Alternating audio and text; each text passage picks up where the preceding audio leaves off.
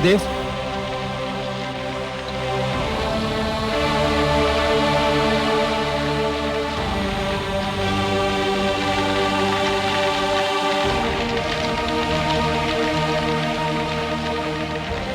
क्या बात है? गुरुदेव, हम लोग समस्त दानव लोक की ओर से एक विनती लेकर आए हैं।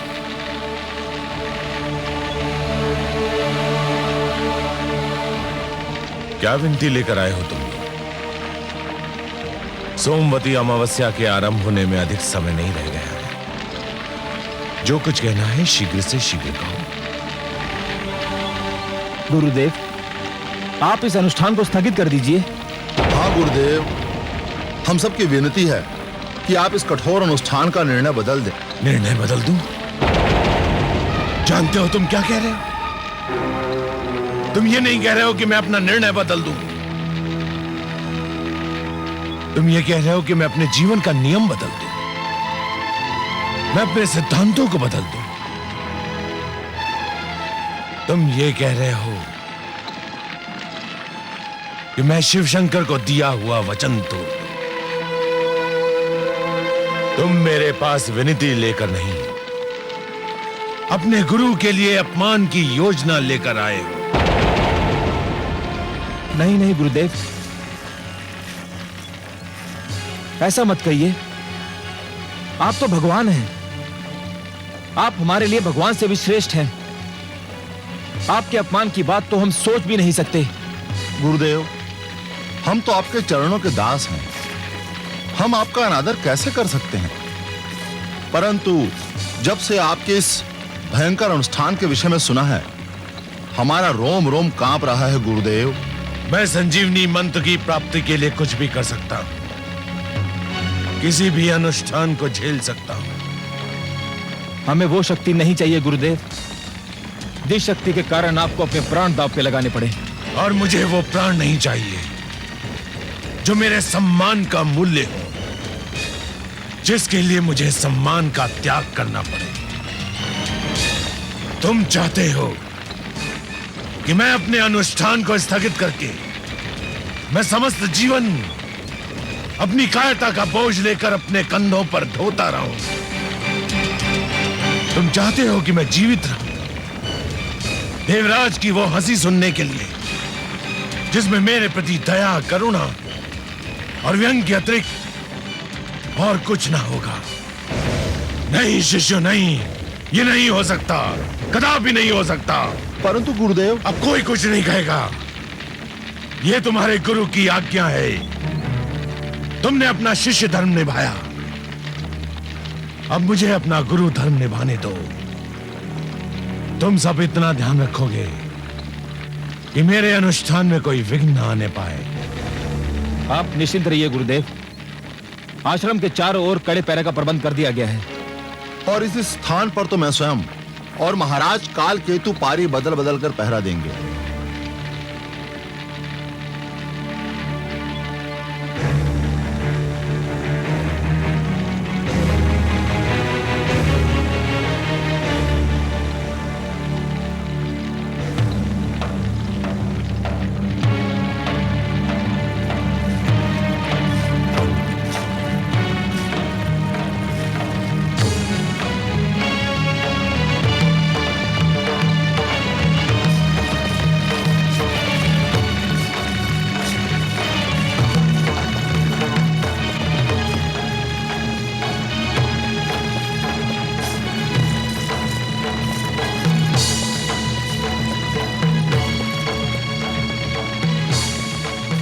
पत्तियों को अग्नि दो काल केतु।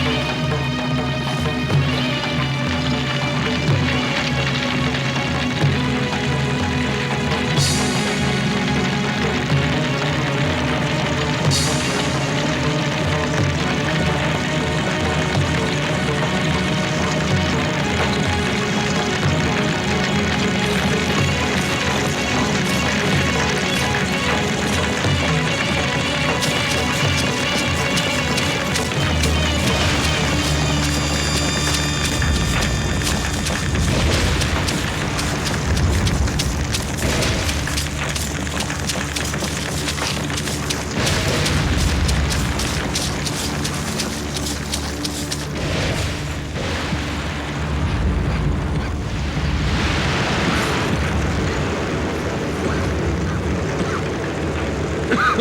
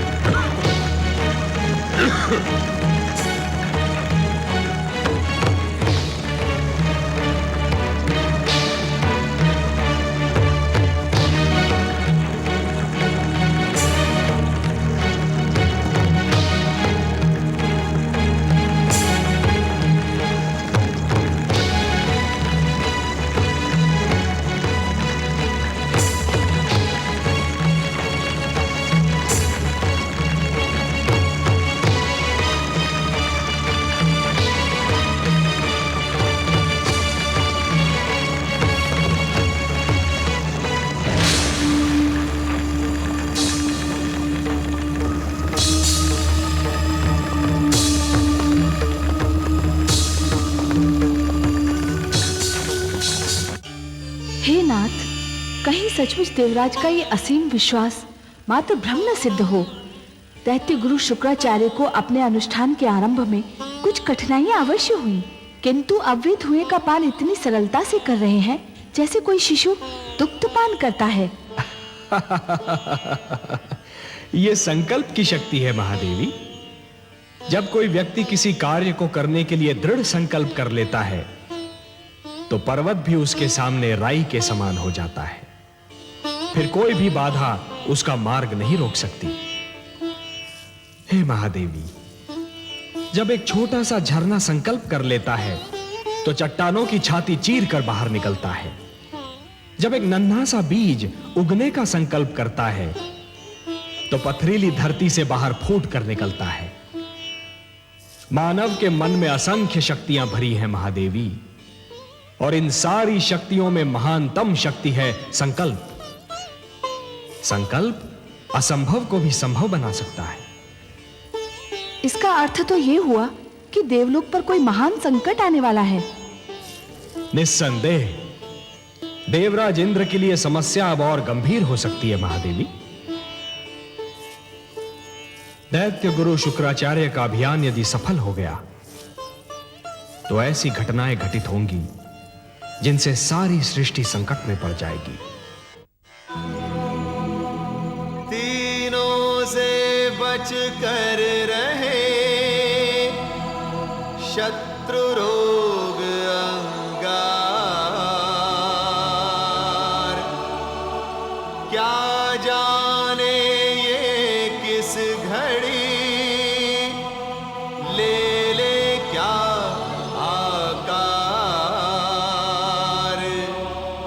कर ले यदि संकल्प तो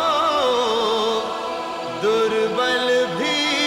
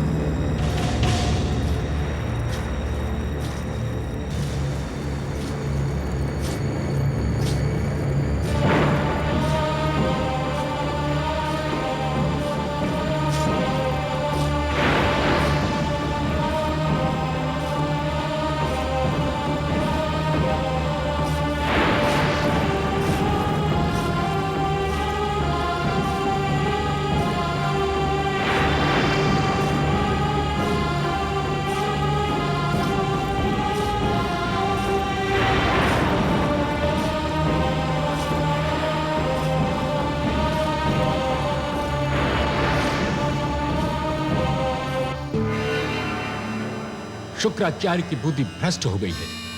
भला ऐसा अनुष्ठान किसी मानव के लिए संभव है? देवराज, अच्छा हुआ आप पीछे हट गए। ये अनुष्ठान तो प्राणदान का दूसरा नाम है। 1 वर्ष का अभियान है देवराज। यदि 1 सप्ताह भी पूरा हो जाए तो समझे चमत्कार हो जाएगा। 1 सप्ताह, बस 1 सप्ताह में आप सुन लेंगे कि दैत्य गुरु शुक्राचार्य और उनका अनुष्ठान दोनों वीर गति को प्राप्त हुए। नारायण नारायण।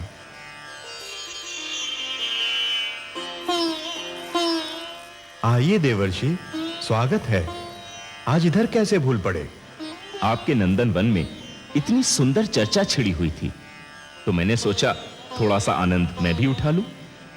यहां तो दैत्य गुरु शुक्राचार्य और उनके अनुष्ठान की चर्चा हो रही थी।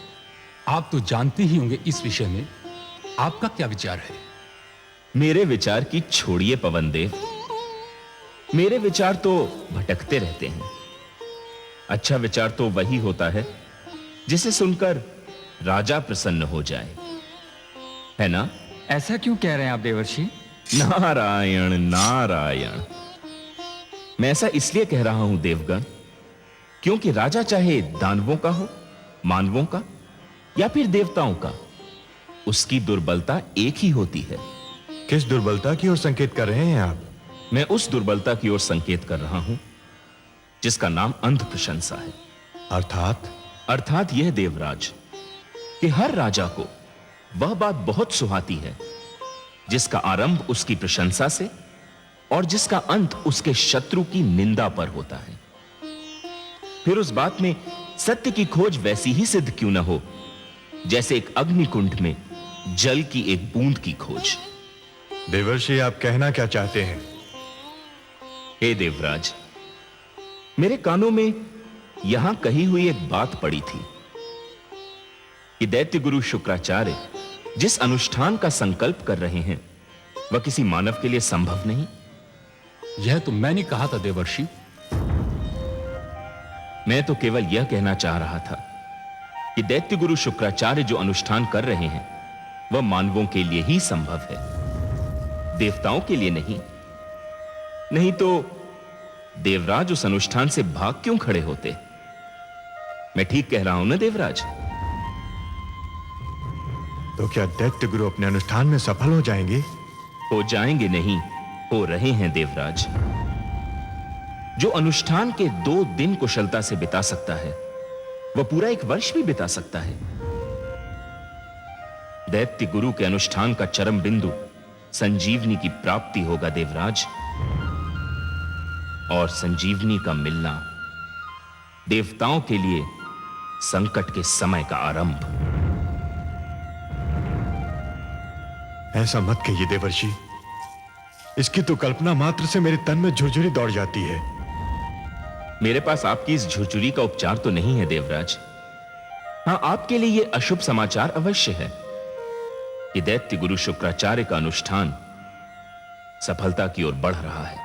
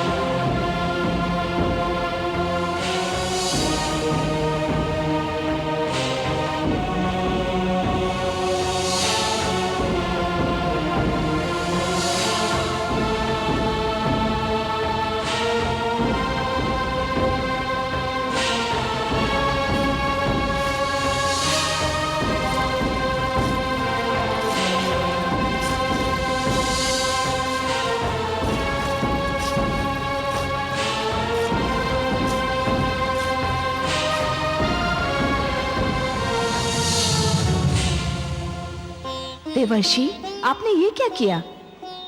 क्या किया मैंने माते? आपने सनसनी फैलाकर समस्त देवलोक में भय का वातावरण उत्पन्न कर दिया। सत्य के प्रदर्शन को आप सनसनी कह रही हैं माते? मैंने देवलोक में सनसनी नहीं फैलाई। देवराज इंद्र अपनी अंध प्रशंसा से भ्रमित हो रहे थे। मैंने तो केवल सत्य कहकर उन्हें सावधान करना चाहा था, भयभीत नहीं। माते, आप तो जानती ही हैं कि बातें दो प्रकार की होती हैं। पहली वे जो सुनने में तो अच्छी लगती हैं किंतु सत्य नहीं होती, और दूसरी वे जो भले ही सुनने में अच्छी न लगें किंतु सत्य होती हैं। मैंने देवराज इंद्र से केवल सत्य कहा था, भले ही वह उन्हें सुनने में अच्छा ना लगा हो। समस्या यह है माते कि देवताओं के राजा होते हुए भी देवराज ऐसे लोगों से घिरे रहते हैं जो केवल उनकी झूठी प्रशंसा करते रहते हैं। देवर्षि ठीक कह रहे हैं महादेवी।